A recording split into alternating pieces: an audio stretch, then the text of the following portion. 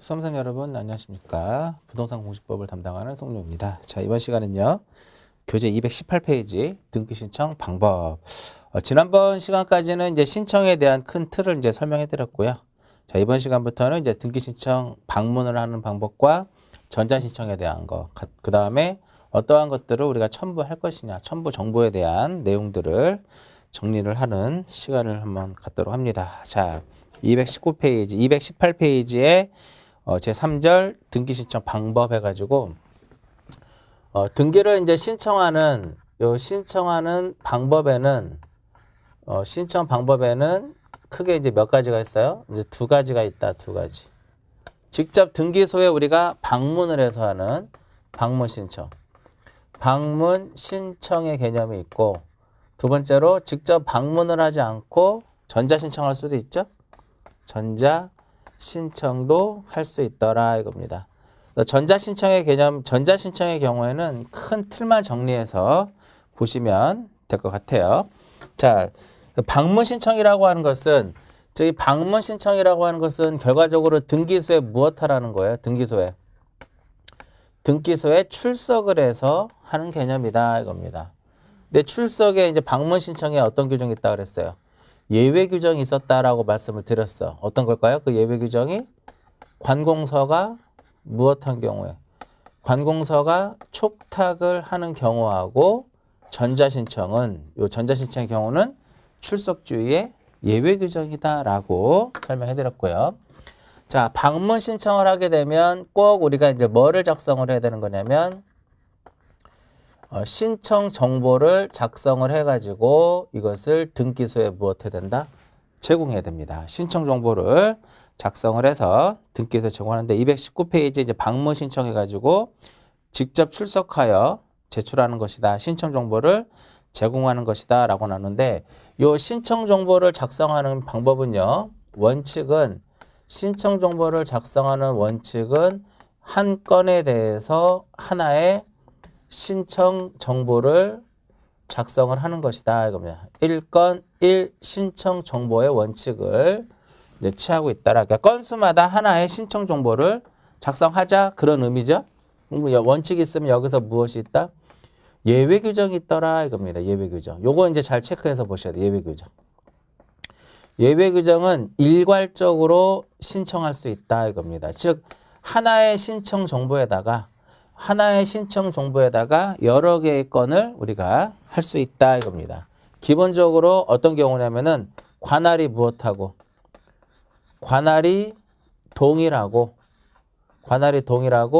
등기의 목적도 동일한 경우에는 관할이 동일하고 목적이 동일하다면은 하나의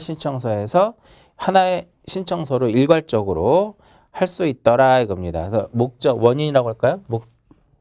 관할이 동일하고 등기 원인이 동일할 경우에는 하나의 신청서에다가 일괄적으로 할 수 있다. 그래서 여러 개의 부동산에 대한 일괄 신청이 있죠. 목적과 원인 동일하고 여기 목적도 들어가겠죠. 목적. 관할이 동일하고 원인이 동일하고 목적도 동일했을 때는 한 개의 신청서에다가 일괄적으로 할 수 있다 이겁니다. 하지만 개정법에서는 당사자가 다른 경우에도 허용하고 있다 이렇게 글 읽어보시고요. 그 다음에 기역, 니은, 디귿 이거 굉장히 중요합니다. 기역. 또 일괄 신청할 수 있는 것이 기역과 니은과 디귿이죠. 기역과 니은과 디귿의 대표적인 것은 관공서가 이제 촉탁을 하는 그런 개념이거든요. 기역에 보시면 같은 채권의 담보를 위하여 소유자가 다른 여러 개의 부동산에 대한 저당권 설정을 하기 위해서. 즉 기역은 뭐냐면 10억이라고 하는 채권을 담보로 하기 위해서 담보로 제공되는 부동산이 여러 개가 이렇게 있는데 여기는 A, 여기는 B, 여기는 C, 여기는 D. 소유자가 다르다 이거예요. 자, 같은 채권을 담보로 하기 위하여 소유자가 다른 여러 개의 부동산에 대해서 이러한 부동산에 대해서 담보물권이니까 저당권 등기를 하는 경우, 저당권을 설정하는 경우 하나의 신청 정보에 다 할 수 있고요. 그 다음 두 번째는 뭐냐면은 니은은 공매예요. 공매 처분으로 인한 어떠한 등기를 말소하는 경우, 이런 경우들이 되겠죠. 니은 보시면 공매 처분으로 인한 어떤 권리의 이전 등기라든지 말소 등기. 그 다음에 체납 처분에 관한 압류 등기의 말소 등기를 촉탁하는 경우. 그래서 니은은 대표적으로 이제 관공서가 촉탁에 의해서 이루어지는 것들이다라고 기억을 해서 암기하시면 되겠고요. 그 다음에 마찬가지로 디귿도 촉탁이에요. 경매. 디귿은 무엇이다? 경매, 이렇게. 경매.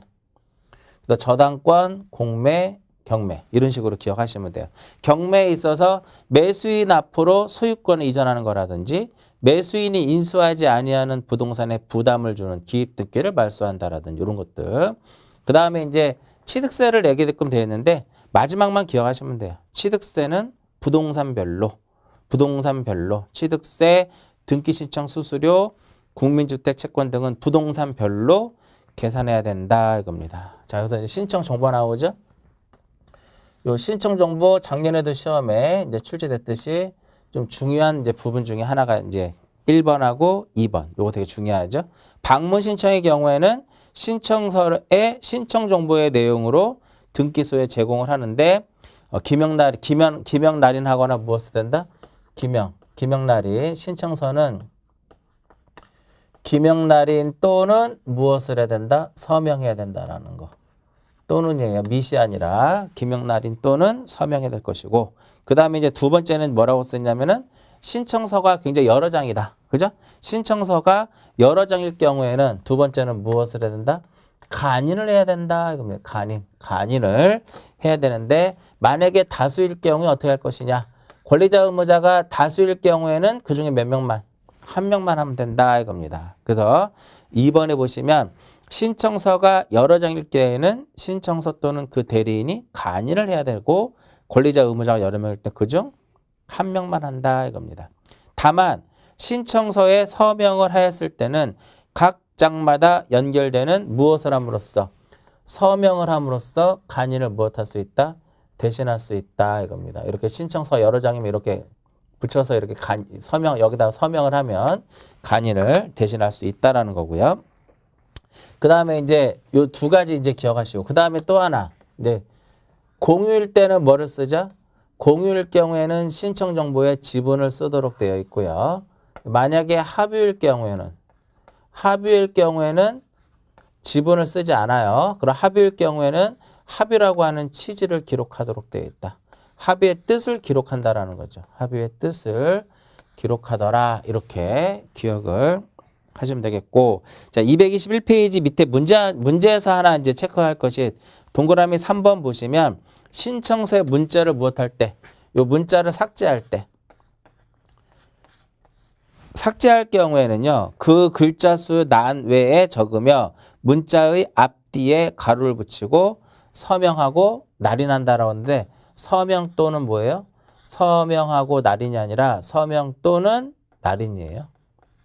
그래서 작년에 시험에 나왔던 문제 서명하고 날인해야 된다. 그 부분이 틀렸고요. 또는이에요. 기명 날인 또는 서명 이렇게. 그래서 서명 또는 무엇이 된다? 날인을 해야 된다. 체크해서 보시고요. 그러면 이제 신청 정보의 내용에는 이제 어떤 것들이 있느냐 이겁니다. 예전에 한번 3년 전에 한번 요 신청 정보의 내용이 한번 이제 출제된 적이 있었는데, 자, 218페이지를 봅니다. 218페이지. 자, 맨 밑에 제3절에 맨 밑에 부동산 등기 규칙 제43조 해가지고 신청 정보에 무엇이 있다? 내용이 있는데 첫 번째 당연히 뭐가 들어갈까요? 첫 번째 신청 정보의 내용으로는 부동산에 무엇이 들어가요? 부동산에 표시가 들어간다 이겁니다. 자, 그럼 여기서 요거는 이제 생략을 하는데 이 부동산의 표시는 등기 기록 중에 무엇을 생각하시면 돼요? 표제부에 어떠한 것들이 있는지 기억하시면 돼요. 토지 등기 기록의 표제부, 건물 등기 기록의 표제부, 집합 건물에서 한동 건물의 표제부, 전유 부분의 표제부. 요거 기억하시면 다 정리가 되는 거고요. 그 다음에 이제 두 번째로는 무엇이 들어가요? 신청인에 관한 사항이 들어가더라. 신청인에 관한 사항. 두 번째로는 무엇이 들어가요? 신청인에 관한 사항이 들어가는데 당연히 신청인에 관한 사항이라 하면 신청인에 무엇이 들어가요? 성명과 그 다음에 주소와 그 다음에 무엇이 들어간다? 주민등록번호가 들어가더라 이겁니다. 그 주민등록번호가 없으면 뭐를 기록을 해야 돼요?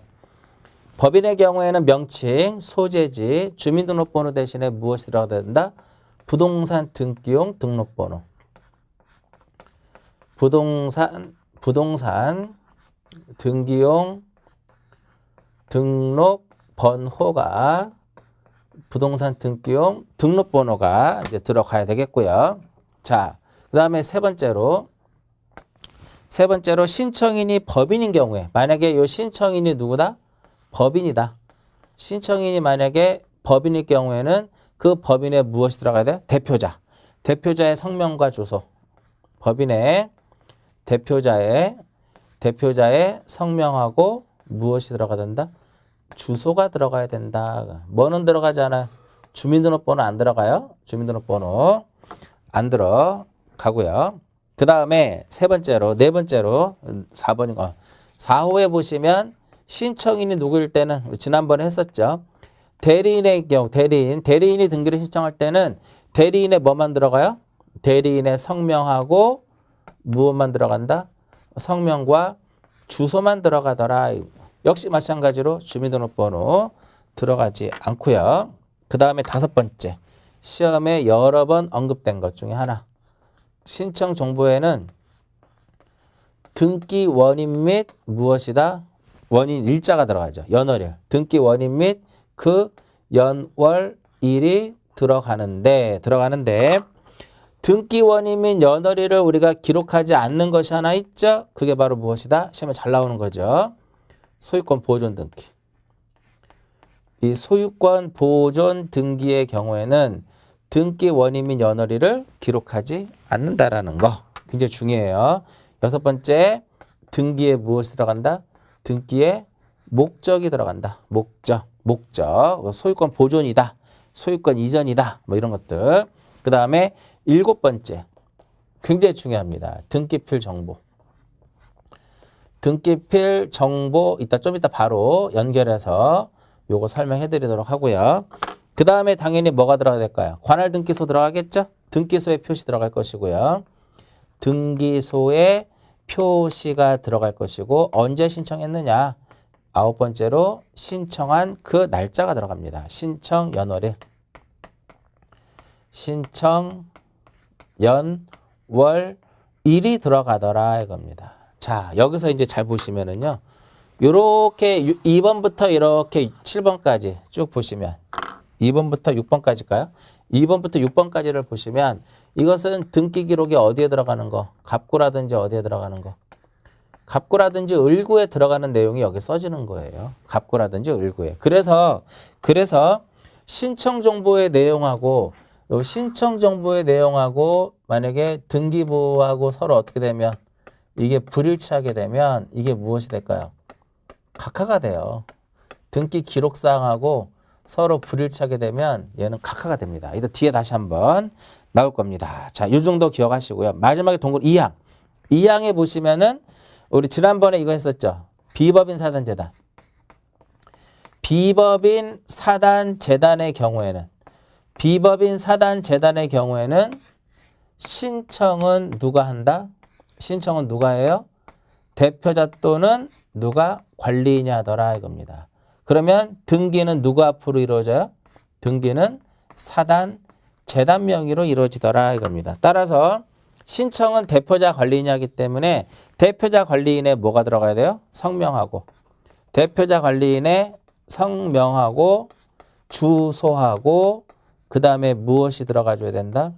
주민등록번호가 들어가줘야 된다 이겁니다. 물론 사단, 재단의 명칭, 소재지, 등록번호도 이제 들어가줘야 된다 이겁니다. 그래서 비법인 사단 재단의 경우는 대표자 관리인의 무엇을 기록한다? 성명과 주소와 주민등록번호를 기록한다. 근데 시험에 어떤 게 나왔냐면은 신청 정보의 내용이 아닌 것은 해가지고 시험에 나왔습니다. 그 정답이 아마 토지대장의 내용 이렇게 지적 공부의 내용 이렇게 나왔는데 이러한 신청 정보의 내용에는 이제 두 가지로 또 다시 나눠져요. 반드시 기록해. 얘네들은 반드시 기록해야 되는 거죠. 반드시 기록을 해야 될 필요적 신청 정보의 내용. 필요적 신청 정보의 내용과 그 다음에 임의적, 기록하지 않아도 되는 것들이죠. 임의성을 띠고 있는 거. 임의적 신청 정보의 내용인데, 자, 필요적 신청 정보의 내용이 만약에 반드시 기록을 해야 되는데 이것이 무엇이 됐다? 누락이 됐더라 이겁니다. 누락이 되면은 당연히 각하사유가 되겠죠. 그래서 신청 정보가 방식에 적합하지 않는다 해가지고 29조 5호에 의해서 각하사유가 됩니다. 29조 5호에 의해서 이제 각하가 되는데, 자, 반대로 이제 임의적 신청 정보의 내용, 대표적으로 지료죠, 지료. 요것만 하나 놓고 보자고요. 왜 지료는 임의적이냐? 지상권에 있어서 지료는 지상권의 요소가 아니죠. 따라서 지상권은 무상으로 가능하기 때문에 지료는 안 써도 됩니다. 또 무상으로도 가능하기 때문에. 근데 만약에 임의적 신청 정보의 내용이라 하더라도 그 원인을 증명하는 정보에 지료를 줄 것을 약정을 했다. 그럼 이걸 기록을 해야 돼요. 아시겠죠? 그래서 원인 정보에 만약에 임의적 기록사항이 무엇이 됐다면, 기록이 되어 있다면 이것도 신청 정보에 이를 써야 돼요. 그렇지 않았을 때는 몇 호에 의해서? 5호에 의해서 각하가 되더라 이겁니다. 그래서 밑에 페이지 보시면 220페이지 밑에 보시면 임의적 신청 정보에 보시면 임의적 신청 정보란 신청 정보를 할 수 있는 정보를 말하고 반드시 제공하는 것은 아니더라 이겁니다. 법률에 규정이 있어야 될 것이고요. 또한 등기 원인 증명 정보에 기록되어 있는 경우라면 신청 정보에도 반드시 무엇 해야 된다? 기록을 해야 된다. 그렇지 않으면 얘도 각하가 된다 이겁니다. 오른쪽 그 위에 보시면 신청 정보의 내용에 반드시 오른쪽 페이지죠. 신청 정보의 필요적 신청 정보하고 임의적 신청 정보를 구분해 놨습니다. 구분하는 것이 하면 잘 나오죠. 나중에 마지막 단원에서 다시 한번 얘가 나옵니다. 둘 중에 하나만 외우시면 돼요. 그러니까 필요적만 외우시면 돼. 지상권에서는 무엇이다? 목적과 범위. 지역권의 경우는 목적과 범위와 요역제 표시. 전세권의 경우는 전세금과 전세권의 범위. 저당권의 경우는 채권액, 채무자, 그 다음에 뭐 공동담보 이런 것들을 딱 쓰도록 되어 있죠. 반드시 기억하셔야 돼요. 다음에 다시 나올 겁니다. 자, 222페이지를 보시면 이제 뭐가 나오냐면은 등기필 정보가 나옵니다. 필요적 신청 정보의 등기 의무자의 등기필 정보, 요거 이제 요거 굉장히 중요하죠. 등기필 정보. 지금부터 나오는 것은 이제 무엇에 대한 게 나와요? 첨부 정보에 대한 것이 이제 나옵니다. 첨부 정보에 대한 내용이 등장하는데, 등기필 정보를 이렇게 기억하시면 돼요. 등기 의무자. 등기 의무자의 권리에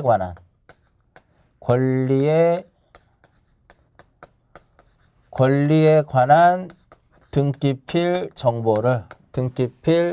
정보를 신청 정보에다가 무엇을 해야 된다? 이것을 제공해야 된다. 제공. 등기필 정보의 제공 이렇게 되는 겁니다. 자, 그럼 등기필 정보 제공은 여기서 이제 등기필 정보의 제공은 누가 하는 것이다?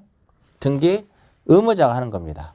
그럼 내가 현재 만약에 등기 의무자였다면 기존에는 어떤 권리를 취득하고 권리를 가졌기 때문에 권리를 취득하고 있었기 때문에 내가 의무자가 될 수 있는 거거든요. 그래서 이렇게 표현되는 거죠.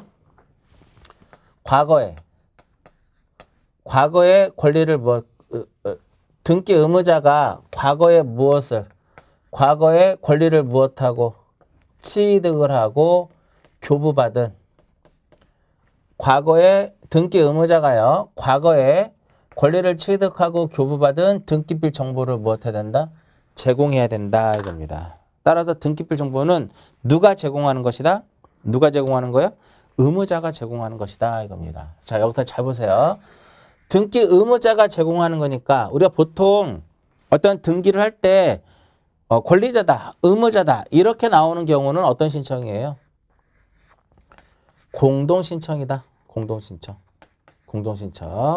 그래서 공동신청은 누구랑 하는 것이다? 등기 권리자하고 그 다음에 또 누가 하는 거냐면은 등기 의무자가 하는 것이다 이겁니다. 그래서 보통 우리 권리 등기를 할 때는 일반적으로 공동신청의 원칙이잖아요. 의무자가 이렇게 존재하죠. 그 의무자는 과거에 무엇을 취득하고 권리를 취득하고 교부받은 등기필 정보를 제공해야 된다. 권리자가 제공하는 것이 아니라 권리자는 있지도 않죠. 누가 제공하는 것이다? 의무자가 제공하는 것이다 이겁니다. 그러면은 단독 신청이라면 그러면 단독 신청의 경우에는 의무자가 있어 없어? 보통 단독 신청은 등기 명의인이 하거나 보통 권리자가 하는 거거든요. 그래서 제출하지 않는다 이겁니다. 근데 단독 신청의 대표적인 것이 뭐가 있어? 판결이죠. 판결. 판결도 두 가지로 나눠져. 여기서 승소한 등기 의무자, 승소한 등기 권리자하고 승소한 등기 의무자로 두 개로 이제 구별이 돼서 나오는데 의무자가 협력하지 않아서 승소 판결 받아서 권리자가 승소 판결 받아서 단독으로 등기를 할 때는 의무자의 등기필 정보를 제공하지 않아도 돼요. 근데 권리자가 등기를 안 가져가니까 의무자가 소를 제기해서 승소 판결 받아가지고 판결에 따라서 등기를 할 때는 의무자의 등기필 정보를 제공해야 된다, 안 해야 된다? 제공해야 된다 이겁니다. 그러니까 어떻게 외우시면 돼? 그럼 왜 의무자는 등기필 정보를 제공해야 되니까 단순하게 기억하시면 돼. 등기필 정보는 누가 제공하는 거야? 의무자가. 그럼 승소한 등기 의무자가 판결에 의해서 등기를 한다 하더라도 얘는 무엇이기 때문에? 의무자이기 때문에 제공해야 된다 이겁니다. 그래서 보통 이렇게 비교하시면 돼. 다음 중 등기필 정보를 제공을 하지 않아도 되는 경우는 그럼 뭘 찾으면 돼요? 제공하지 않아도 되는 경우는 그럼 뭘 찾으면 돼? 승소한 등기 권리자 이거 찾으시면 돼요. 이거 안 보이면 뭐를 찾으시면 돼요? 단독 신청 찾으시면 돼요. 단독 신청. 그리고 관공서가 무엇할 때는? 관공서가 촉탁을 할 때는 등기필 정보를 만들어주지도 않거든요. 그래서 관공서가 촉탁할 때는 등기필 정보도 역시 제공하지 않아도 되는 거고요. 그 다음에 또 하나 나중에 뒤에 나오겠지만 환매 특약 등기. 환매 특약 등기의 경우에는 누가 의무자일까요? 환매 특약 등기에서의 의무자는 매도인일까 매수인일까? 환매권은 매도인이 갖죠. 그러니까 환매권은 매도인이 가지니까 매도인이 권리자가 되고 누가 의무자가 된다? 매수인이 의무자가 되는데 이 매수인이 의무자죠. 얘는 아직까지 권리를 취득한 환매 특약 등기는 소유권 이전 등기와 동시하기 때문에 이 매수인은 아직까지 권리를 취득하지 못한 상태죠. 그 부동산에 대해서. 따라서 등기필 정보가 있다 없다? 없다. 그러니까 제출하지 않는 거예요. 얘가 의무자라 하더라도. 그래서 다시 정리하면 등기필 정보를 제공하지 않아도 되는 것 승소한 등기 권리자. 아니면 관공서 촉탁. 아니면 환매 특약 등기. 이것도 없으면 뭘 찾으면 돼요? 단독 신청 찾으면 돼요. 단독 신청은 대표적인 것들이 어떤 게 있어? 표지부에 하는 것들은 전부 다 무슨 신청이에요? 단독 신청이죠. 뭐 부동산의 표시를 변경한다라든지 멸실 등기를 한다라든지 이런 것들을 딱 찾으시면 된다. 이거. 자, 그런데 이제 제공을 해야 되는데 이것이 없으면 어떻게 될 것이냐 이겁니다. 없었을 때. 동그라미 몇 번에 나와요? 동그라미 2번에 나온다 이겁니다. 없었을 때는 그 세 가지를 보시면 돼요. 직접 무엇하는 경우에? 직접 출석하는 경우하고 그 다음에 대리인의 확인 정보를 제공하는 경우 그 다음에 공증 서면에 부본을 제출하는 경우 이렇게 세 가지 방법이 있다 이렇게 보시면 돼요. 자, 먼저 동그라미 1번부터 위에 볼게요. 등기필 정보의 제공을 요하는 경우 기억에 뭐라고 써있냐면 등기 권리자와 등기 의무자가 공동으로 권리에 관한 등기를 신청하는 경우에는 신청 정보와 함께 의무자의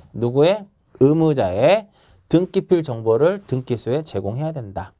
자, 니은에 보시면 판결일 때 여기서 판결일 때 즉 승소한 권리자일 때는 그러지 않아도 된다라는 거죠. 다만 승소한 등기 의무자가 했을 때는 제공해야 된다 이렇게 보는 거죠. 왜 제출하는 거야? 왜 제공하는 거야? 의무자니까 단순하게 생각하시라 그랬어요. 기타 이제 이런 거 기억하시면 돼. 관공서가 촉탁을 할 때라든지 특약 등기할 때는 제공하지 않아도 된다. 그다음 동그라미 2번 등기필 정보가 없는 경우, 이제 없는 경우다. 이거 없는 경우. 직접 등기소에 무엇하면 돼요? 출석을 해서 내가 의무자다라는 것을 확인시켜주자 이겁니다. 자, 기억에 나와 있죠?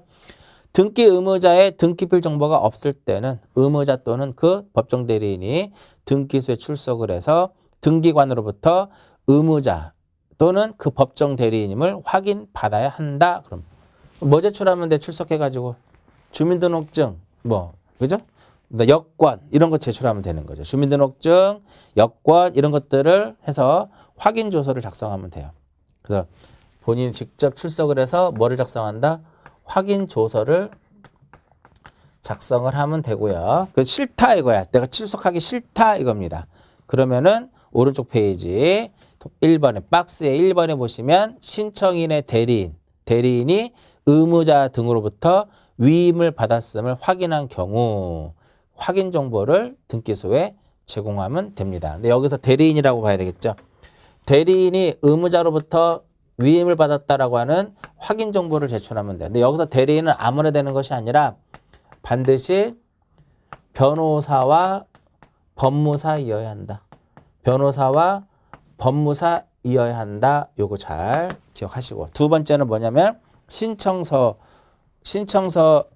중 의무자 등이 작성한 부분에 대해서 요 공증을 받아라. 의무자가 작성한 부분에 대해서 무엇을 받는다? 공증을 받는다. 이렇게 되는 거죠. 이렇게 기억을 하시고요.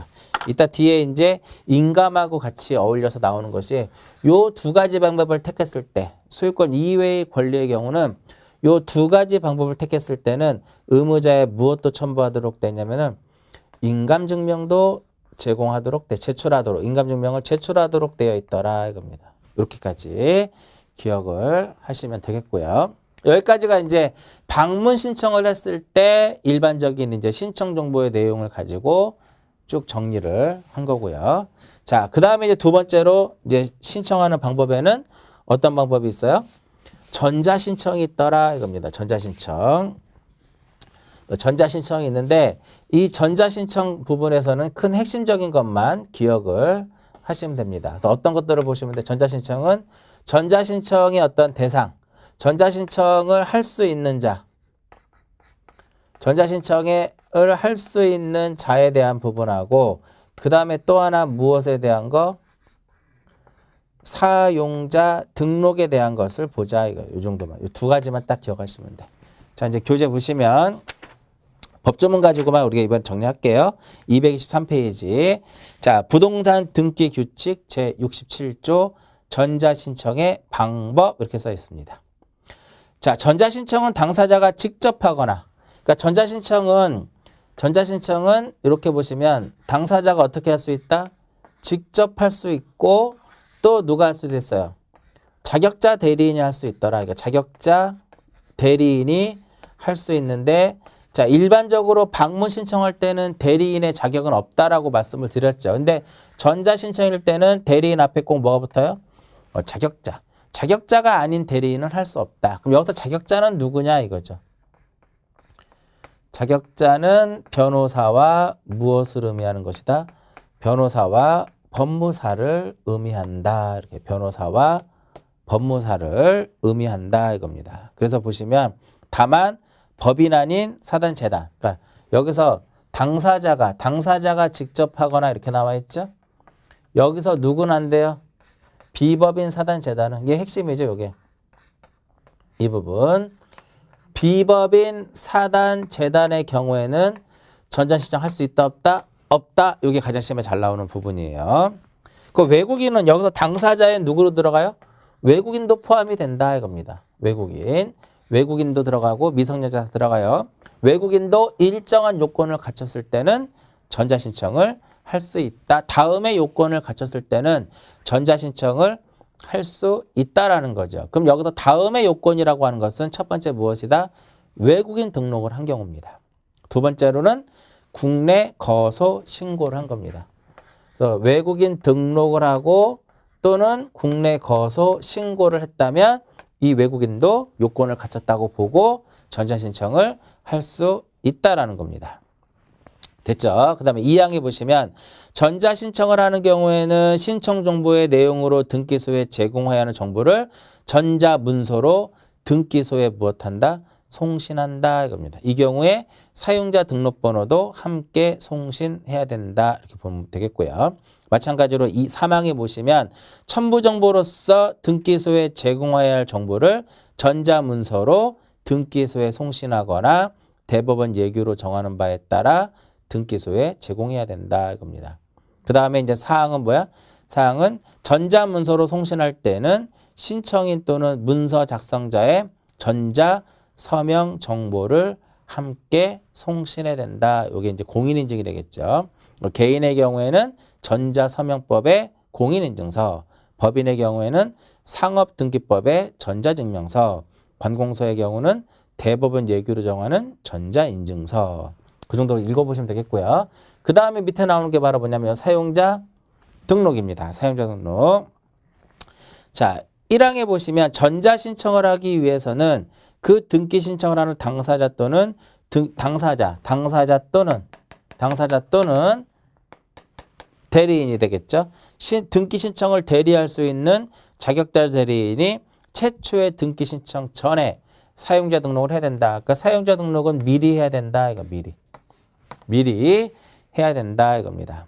그 다음에 두 번째로 사용자 등록을 신청하는 당사자 또는 자격자 대리는 등기소에 무엇해야 된다? 얘는 출석을 해야 된다 이겁니다. 출석. 뭐 어떠한 전자적으로 할 수 있는 것은 아니고 사용자 등록은 등기소에 출석을 해서 해야 되는데 어디를 가야 되느냐? 아무 등기소. 전국에 있는 아무 등기소에 상관없다 이겁니다. 자, 3항을 보시면은요. 이제 사용자 등록 신청서에다는 인감을 날인을 해야 돼요. 사용자 등록 신청서에는 인감증명법상에 신고한 인감을 날인하고 인감증명하고 함께 뭐를 제출해라? 주소를 증명하는 서면을 첨부를 해야 되겠고요. 그다음 근데 이제 자격자 대리인 이들은 뭐를 또 증명을 해야 돼요? 이들은 자격도 증명을 해야 됩니다. 사항에 보시면 신청인이 자격자 대리인의 경우에는 이거 외에도 아까 인감이라든지 주소를 증명하는 서면 외에도 자격자를 증명하는 서면을 제공해야 된다 이겁니다. 그 다음 224페이지 유효기간 나오죠? 자, 사용자 등록의 유효기간은 몇 년이다? 3년이다. 3년. 그러니까 유효기간이 경과가 되면 다시 사용자 등록을 해야 되는 거고요. 만료일 3개월 전부터 만료일까지 연장할 수 있더라 이겁니다. 그 연장은 또 몇 년으로 본다? 3년으로 보는 거고 연장은 전자문서로 할 수 있다 이렇게 보면 되겠고요. 효력정지라든지 효력정지를 보시면 사용자 등록을 한 사람은 사용자 등록의 효력정지 회복 또는 해지를 신청할 수 있는데 이 항 좀 체크해서 보실 필요가 있어요. 효력정지 및 해지 신청은 전자문서로 할 수 있다 이렇게 보면 회복은 그러면 안 된다는 소리죠. 나머지 읽어보시고요. 그렇게 해서 사용자 등록은 이렇게 넘어가고 쭉 넘깁니다. 넘겨서 이제 쭉 보셔야 될 것이 이제 바로 뭐냐면은 검인계약서 쪽을 봅니다. 227페이지. 그거 하기 전에 226페이지 보시면 맨 위에 전자신청의 접수라고 써져 있는 부분이 있죠. 자, 접수 효과 언제 발생한다?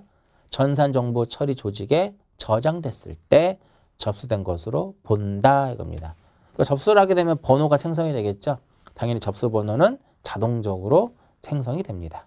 그 정도. 그 다음에 보정사무 읽어보시면 되겠고요. 뭐 전자우편도 가능하고 구두, 전화, 모사 전송 방식 다 가능하다 이겁니다. 자, 이제 검인계약서 원인 정보는 읽어보시면 되고요. 시험에 나올 확률 없고요. 자, 검인계약서 간단하게 정리를 하게 되면 검인계약서.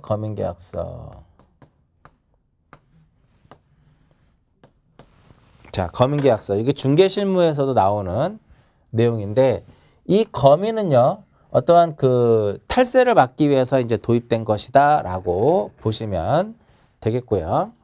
자, 검인 대상은 뭘까? 검인 대상은 부동산만을 대상으로 합니다. 검인 대상은 무엇만을 대상으로 한다? 부동산만을 대상으로 합니다. 그래서 부동산이니까 무엇과 무엇이에요? 토지와 무엇이다? 토지와 건물입니다. 따라서 이런 것들은 안 돼요. 선박, 그 다음에 임목, 재단, 선박, 임목, 재단 이것은 뭐가 아니다? 거민 대상이 아니다. 왜? 부동산이 아니기 때문에. 이렇게 하나 기억하시고 여기 뭐라고 써 있어요? 계약이라고 써 있죠. 계약의 종류는 어떤 것들이 있어요? 여러 가지가 있죠. 근데 거민계약서에서는 계약의 종류는 무엇하겠다? 계약의 종류는 불문하겠다. 즉 이것이 유상계약이든 무상계약이든 쌍무계약이든 편무계약이든 이것이 무엇을 원인으로 하는?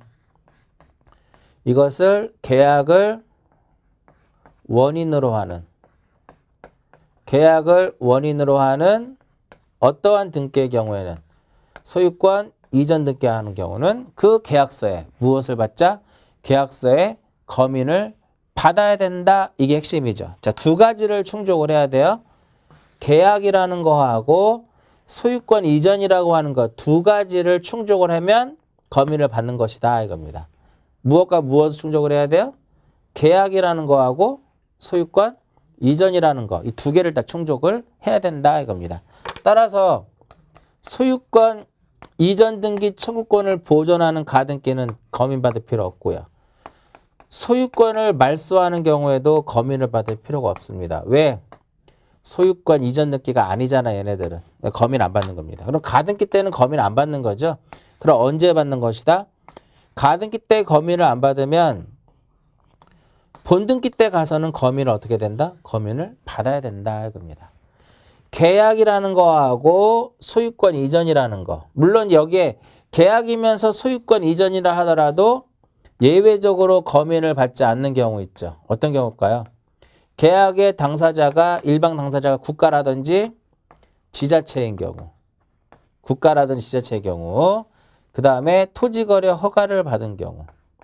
그 다음에 신고필증을 제출한 경우. 이건 거민을 받은 것으로 보는 거죠. 이렇게 되는 거예요. 이렇게 잘 나옵니다. 간혹 가다가. 그래서 거민 계약서 보시면 계약을 원인 227페이지 맨 위에 중간에 거민 계약서에서 보면 계약을 원인으로 하는 소유권 이전 등기를 신청할 때는 계약서에 시장군수 구청장에 거민을 받아야 된다. 그리고 거민권자는 누구라는 거야? 거민권자는 관할 시장군수 구청장이 바로 무엇이 된다? 거민권자가 된다. 이거예요. 거민권자. 그럼 얘네들은 실질적 심사라는 것이 아니라 형식적인 구비요건만을 심사를 합니다. 따라서 형식적 심사주의를 취하고 있다. 시험에 실제 심사다 그럼 틀려요? 자, 그 다음에 거민을 받아야 하는 경우 등기 원인을 증명하는 정보가 판결서일 때 굉장히 중요합니다. 그럼 과연 판결일 때 거민을 받아야 될 것이냐 말아야 될 것이냐 결론은 뭐다? 받아야 된다 이겁니다. 그것이 무엇이고 원인이 무엇이고 계약이고 그게 어떤 등기라면 소유권 이전 등기라면 판결이라 하더라도 판결서에 무엇을 받아야 된다? 거민을 받아야 된다. 그러니까 계약서에 거민을 받는 건 아니에요. 일반적으로 계약서에 거민을 받는데 판결서에도 무엇을 받으라는 거야? 판결서에도 그것이 무엇이고 원인이 무엇이고 계약이고 소유권 이전이라 하면 거민을 받아야 된다. 이거 굉장히 중요해요. 그러니까 이런 경우로 생각하시면 돼. 옛날로 따지면 매매인데 얘가 등기를 협력하지 않아요. 그래서 얘가 의무자고 얘가 무엇이다? 권리자예요. 등기 이렇게 넘겨오는 거죠. 소유권 이전 등기를 하는데 얘가 협력을 하지 않아. 그럼 얘가 결과적으로 소송을 제기해서 승소 판결을 받았어. 그러니까 승소한 권리자가 단독으로 등기를 가져올 수 있겠죠. 근데 뭐를 제출하는 거? 이때 원인 정보로 판결서를 제출한다 이거야. 이때 판결서에 거민을 받는다 안 받는다? 거민을 받는다 이겁니다. 왜? 계약이고 소유권 이전이기 때문에. 그 원인이 무엇이고 원인이 계약이고 그것이 소유권 무슨 등기니까 이전 등기이기 때문에 이렇게 기억하시면 돼요. 그 다음에 2번 가등기에 기한 본등기를 신청하는 경우 가등기 때 거민 안 받아요. 그럼 언제 받는다? 본등기 때. 자, 3번 거민을 받았는데 계약 내용이 어떻게 됐다? 바뀌었습니다. 거민 내용이 계약 내용이 변경이 되면 다시 거민을 받아야 될 거고요. 4번 되게 중요하죠. 명의신탁 해지를 원인으로 하는 이전 등기 할 때 명의신탁 해지 약정서에 무엇을 받자? 거민을 받자 이겁니다. 그 다음에 공유물 분할 계약서에도 검인 대상이고요. 이전 등기이기 때문에. 자, 228페이지로 보시면 검인을 받을 필요가 없는 경우 첫 번째 요거죠. 계약의 일방 당사자가 국가인 경우. 그 다음에 3번 토지거래 허가를 받은 경우. 4번 가등기의 경우. 그 다음에 1번 볼게요. 2번 볼게요. 수용. 수용을 원인으로 하는 이전 등기 할 때는 수용은 계약이다. 원인이 계약이 아니야? 아니니까. 그 다음에 5번 그 등기 원인이 상속, 경매, 공매, 취득시효. 6번의 진정 명의회복. 전부 다 뭐가 아니야? 계약이 아니야. 원인 자체가. 원인 자체가 계약이 아니기 때문에 뭐를 받지 않는다? 검인을 받지 않아도 된다. 이렇게 보는 거죠. 자, 검인 절차를 보시면 검인 절차는 그냥 뭐 생각하시면 돼요? 검인권자가 누구다? 관할, 시장군수, 구청장이다. 이렇게 보시면 돼요. 동그라미 2번 보시면 2개 이상의 시군구에 있는 수개의 부동산의 소유권 이전을 내용으로 하는 계약서 또는 판결서의 검인을 받고자 하는 경우는 각각의, 걸쳤을 때는 각각의 시군구를 관할하는 시장 등에게 검인을 받아야 된다 이겁니다. 4번에 검인권자라고 써있죠. 이때 검인권자는 뭘까요? 검인권자는 검인권자의 어떤 시장군수 구청장인데 이들은 형식적인 구비 요건만을 심사를 해서 검인을 한다라고 보시면 되겠고요. 그 다음에 이제 2번 등기 원인에 대해서 제3자 허가 동의 또는 승낙이 필요한 이 서면에서 농취증하고요. 농취증하고 토지거래 허가.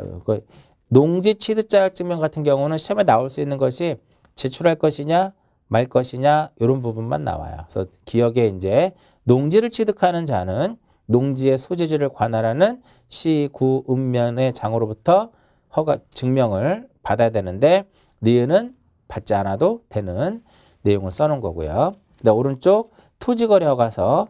이것도 마치 공법에서 다 공부하는 내용이죠. 허가 언제 받아요? 소유권 이전 등기하고 지상권 설정하고 지상권 이전. 이때 반드시 유상계약일 때만 허가를 받는다 이겁니다. 그래서 무상일 때는 받지 않는 거죠. 그 정도만 기억을 하시면 되겠고요. 그래서 니은에 보시면 허가를 받지 않는 것이 쭉 써놨습니다. 그게 바로 뭘까요? 다 계약이 아니거나 무상이거나 그런 것들을 써놓은 겁니다. 자, 이번 시간 여기까지만 정리를 하고요. 다음 시간에는 이제 인감증명 거기에 이제 써있듯이 방문 신청에 한해서만 우리가 인감증명을 제출하도록 되어 있습니다. 그래서 잠시 쉬었다가 인감증명부터 정리하도록 하고요. 자, 이번 시간 여기서 마치도록 하겠습니다.